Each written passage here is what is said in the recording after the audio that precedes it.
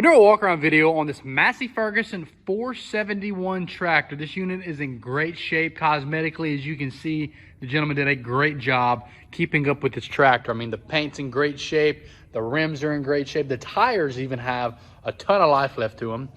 Starting off here, it has the 4.4 Perkins diesel engine, puts out around 72 horsepower, so you have a ton of horsepower to go with this tractor, and Perkins is a damn good engine.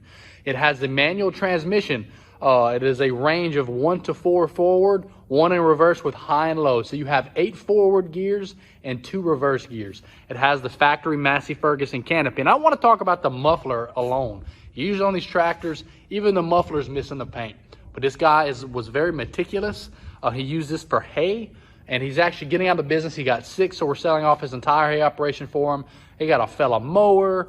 He has this. He has several pieces that we're going to be getting rid of for him. So check it all out. Only at auction time at Brookhouse Auctions. Will it be bought? Thank you.